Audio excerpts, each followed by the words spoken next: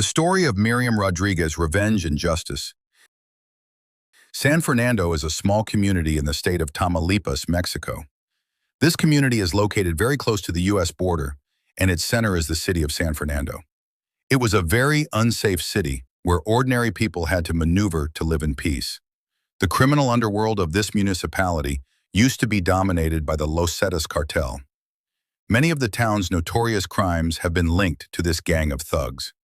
For example, in 2010, a mass grave containing the bodies of over 70 Central American migrants was discovered in San Fernando. The authorities found out that they were all victims of Los Zetas. Therefore, a large-scale war for order began, precisely in those years.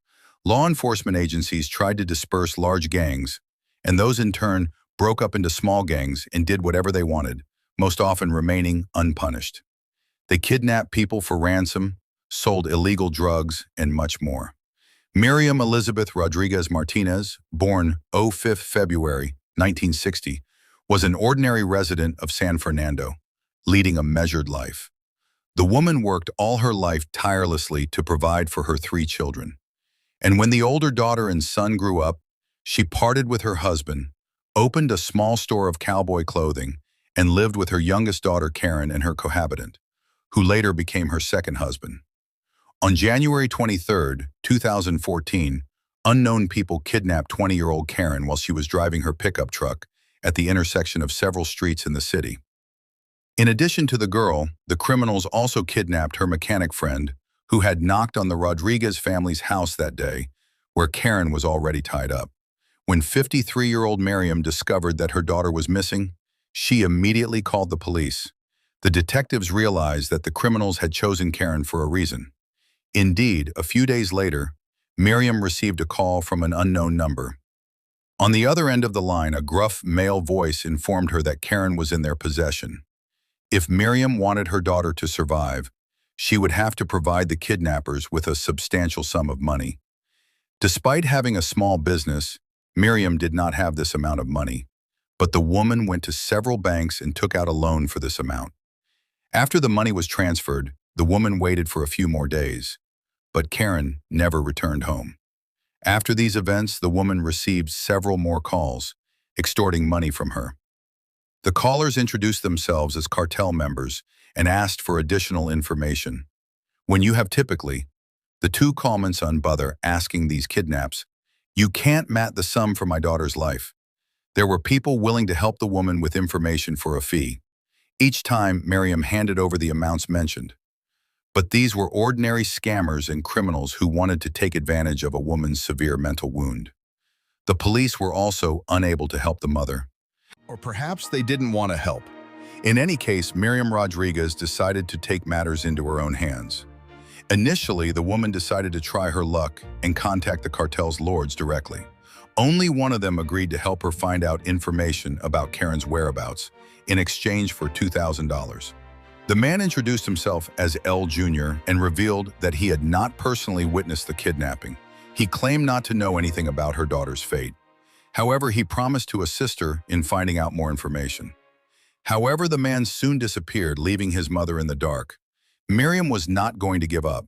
She remembered that during her conversation with L. Jr., an unknown person had addressed him by the name Sama, so she started searching online for people with the same name.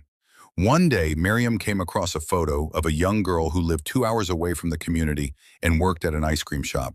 Soon the woman received information that Sama is one of the participants in the kidnapping, since the cartel, for an incomprehensible reason, released the very mechanic who fell into their clutches with Karen.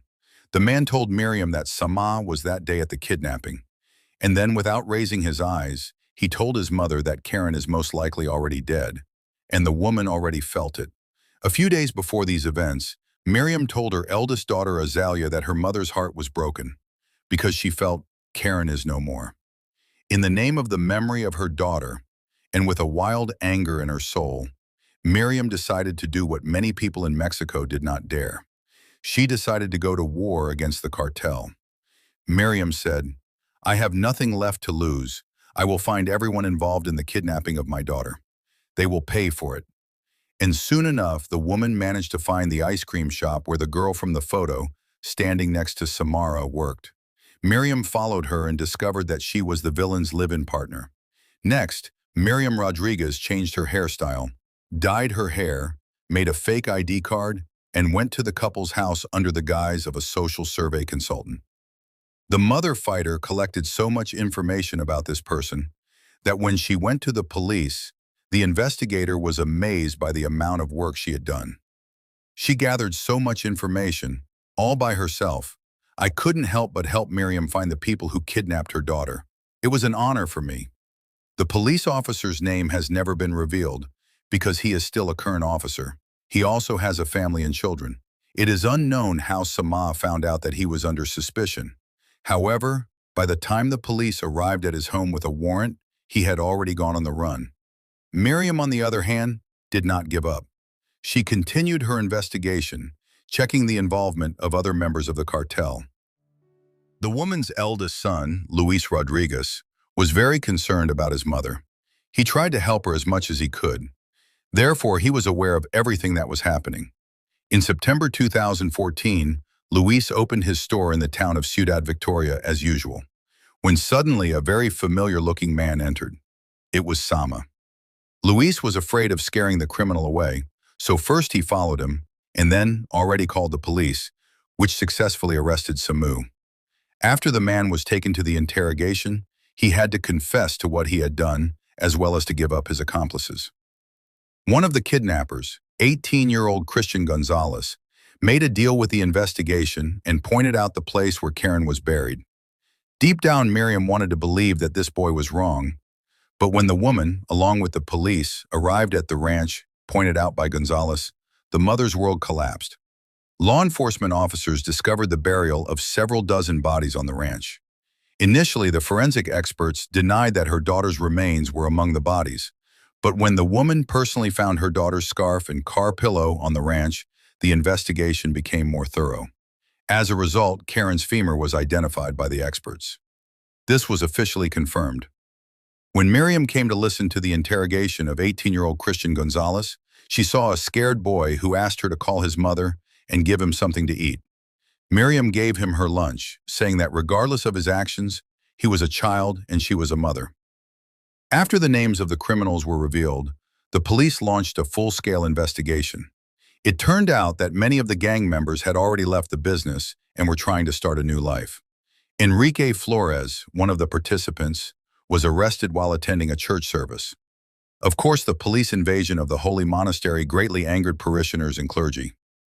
"But was he merciful when they killed my daughter?" Miriam said in response to parishioners' pleas for Flores' pardon. The news of the arrest spread through the community quickly enough, and the rest of the criminals tried to lay low. But the mother, demanding justice, could no longer be stopped. The woman knew that one of the kidnappers was living a carefree life, selling flowers at a street stall. She took a gun and went to apprehend him alone. The man recognized Miriam and tried to escape, but she chased after him, caught up with him, and threw him to the ground. The woman put the gun to his back and said, "Don't move or I'll shoot you." She waited for almost an hour for the police to arrive, after which another participant was apprehended. In total, Miriam tracked down 10 criminals involved in Karen's kidnapping or murder, and for the small Mexican community, she became a symbol of resistance. Many ordinary people suffered from the actions of the Los Zetas drug cartel. Some were robbed and others had their families kidnapped, and some were simply killed for refusing to cooperate. But this woman gave people hope with her strength of character. After finding and imprisoning all the perpetrators, Miriam made every effort to help other parents whose children had disappeared under similar circumstances. Later, she even founded the human rights organization Colectivo de Desaparecidos, Collective of the Missing. Throughout the entire process, from the beginning of the search to the imprisonment of the criminals, Miriam Rodriguez received numerous threats of violence from influential criminal figures. Many people told her that she was engaged in a dangerous war that could lead to her demise. However, Miriam responded, "I died the day they killed my little girl. I want to put an end to this. I want justice. And when I find and punish them all, they can do whatever they want to me." Unfortunately, the words of many concerned people turned out to be prophetic. In March 2017, several dozen prisoners, including those who had been convicted of kidnapping and murdering Karen Rodriguez, escaped from the prison in Ciudad Victoria. Miriam asked the authorities to provide her with protection. The police promised to assign 3 patrols to her home and work. However, this is not much of a protection when you are facing the threat of murder. On May 10, 2017, when Mexico celebrated International Mother's Day, Miriam was returning home from work. As she approached her front door, she noticed a white pickup truck speeding towards her home. Miriam had a broken leg at the time and she was walking on crutches. Therefore, the woman did not manage to escape, and at that moment, the criminals fired 12 bullets at her. On the way to the hospital, the woman died. After the news of the human rights activist's murder, people went out to protest demanding that the authorities find and punish those involved. Later, law enforcement agencies arrested 2 of the murderers, who were later sentenced to life imprisonment. The 3rd perpetrator was wounded during the shootout and later died. All 3 of the wits were not involved in Karen's kidnapping. However, the police understood that they were merely the perpetrators. Unfortunately, the masterminds behind the kidnapping have yet to be identified. On the other hand, the police were able to apprehend another participant in the kidnapping based on the information provided by Miriam. This woman was responsible for the torture and abuse of Karen. As a result, she was sentenced to a lengthy prison term. Miriam's children, Azalea and Louis, remember their mother with warmth. She was a great woman and a loving mother.